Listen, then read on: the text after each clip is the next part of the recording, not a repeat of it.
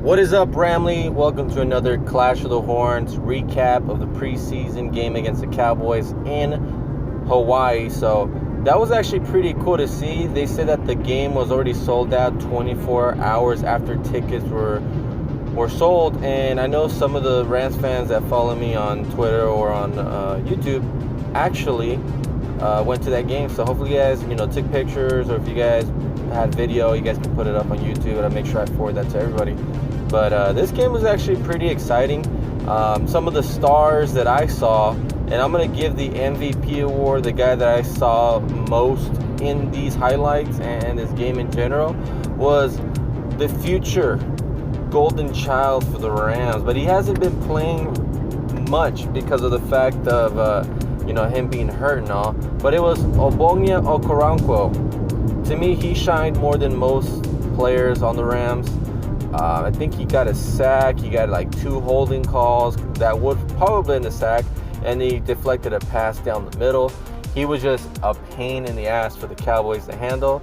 He came in, it's been his first legit game in action, and he actually showed up and he played very well. And I was very excited to see Ogbo coming in and making his presence felt.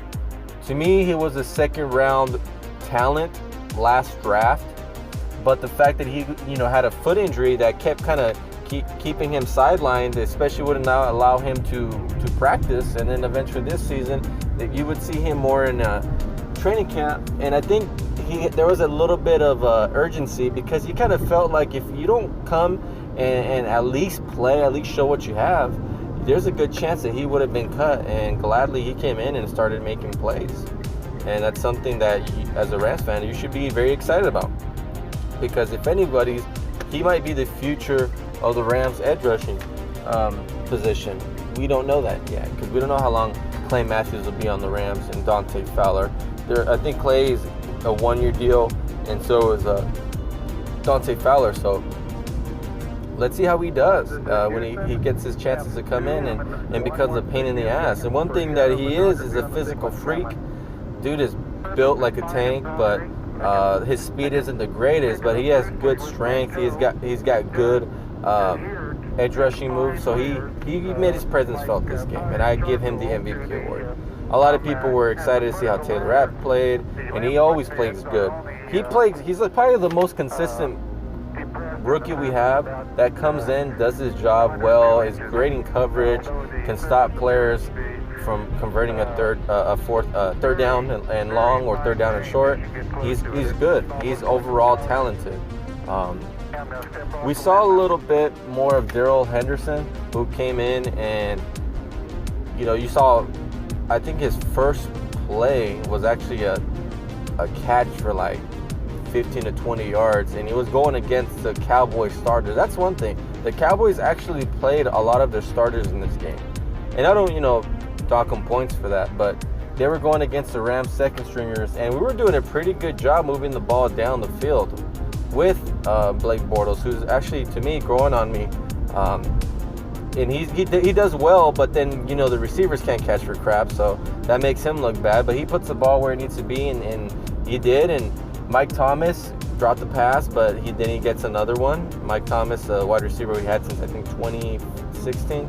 So he's another one that's on the hot seat. But the fact that Blake Bortles puts it on the money, it's all up to the receivers to catch it. That's not his fault. But he's been playing very well. He's been giving the Rams good opportunities down the field. And then another thing is Darrell Henderson was playing one-on-one against Jalen. I think it's Jalen Smith, or I forgot the linebacker from the Cowboys. Well, he was doing a good job versus the first stringers, having a backup offensive line, backup receivers, Blake Bortles quarterback. Henderson was actually coming in and getting some yardage on these Cowboys. So that kind of leads you to believe, what if the Rams ended up playing their starters against these guys? They'll probably destroy the Cowboys, but we'll see. Week 15, that's when they'll meet again. I'm still like question mark on the Rams backup offensive line. Demby, the left guard, too many holding calls, like hands to the face, very sloppy offensive line play. But like I said, these guys are like either undrafted or 6th round picks, and they're in here playing against the number one. So I can't dock them points for that, but it's still, you got to play better. You got to play better.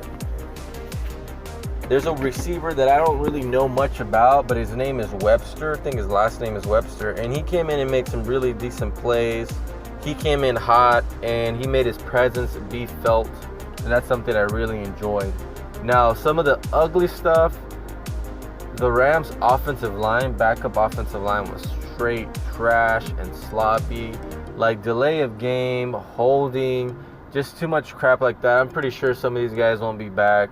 I'm pretty sure some of the guys will. I kind of get it because they kind of rotate them positions and they probably get confused. Like, all right, what do I do now? Like, they're rookies. It's preseason, but at the same time, it's like, come on, you guys. Too many penalties. We're barely able to. I think we only scored one touchdown the whole preseason so far, and once we make a good play, then it gets brought back because of dumb penalties, and that's not only the offense, but the defense as well. I saw, I think, 2 penalties on Kettner Cup, Cooper Kupp's brother. So it's a lot of sloppiness, a lot of holding, and then like roughing the passer, roughing the quarterback, like unnecessary roughness, helmet to helmet. You guys got to clean it up. But the Rams played decent. We were playing against their first stringers in the beginning, and then they ended up putting their second stringers versus our third stringers. You know what I mean? So I can see why the Rams didn't play so well, and I still think they did well, but I think they keep beating themselves with dumb stuff like that, dumb penalties.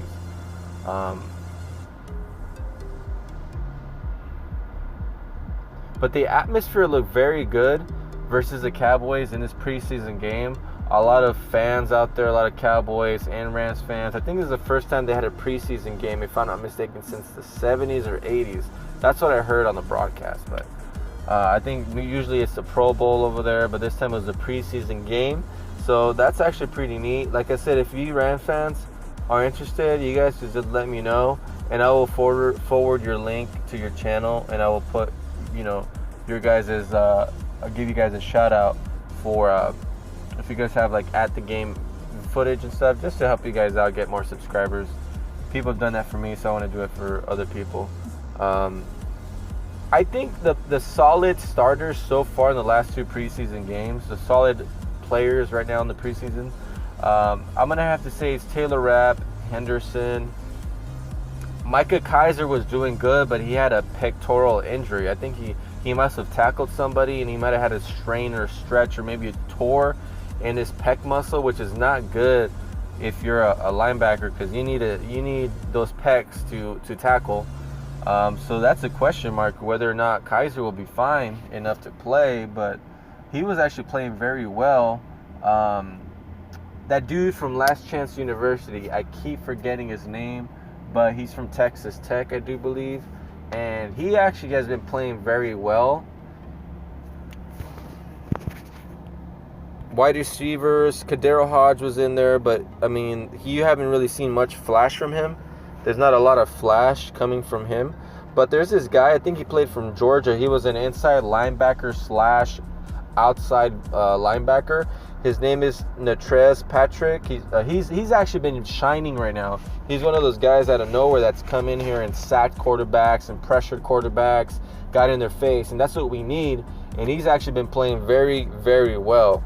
So the only offensive lineman that I've seen that has had very little errors so far right now has been Bobby Evans. You see good stuff from Edwards. He comes in, does his thing, but still a little bit sloppy. For sure, Demby has been one of the poorest players on the offensive line. He's just making too many mistakes, holding calls, and stuff like that. The interior defensive line has been very poor. The Rams have been beaten with power. I think they have too many guys that rely on speed and not much power, and they've been pushed around too much. I know that speed is good when you're getting after the quarterback, but you have to stop the run first. First of all, you just have to stop the run. That's number one. That's why we have edge rushers to get after the quarterback. But when your interior line can't stop the run, then there's an issue. And I know everything will change when the Rams starters will come in, but what if you know, a guy like Brockers gets injured and they need someone to stop the run, just be a big force right there. I know Greg Gaines will probably be a starter. I actually prefer Greg Gaines over Sebastian Joseph Day, but we need more depth, and I haven't seen anyone flash that are backups like Tanzel Smart. What's that other dude's name? I keep forgetting. Like, that's how little I've heard their names. They never get after the quarterback. Very little tackle for losses. It's usually our secondary or our linebackers making the tackle. So we have to just make sure to become a problem and get guys. Hopefully we can maybe go and, you know, steal some players from other teams. But so far I'm not impressed by our backup defensive line. Our edge rushers have been very impressive, our linebackers as well. Secondary, I have not seen much from the dude, I think his name David Long from Michigan.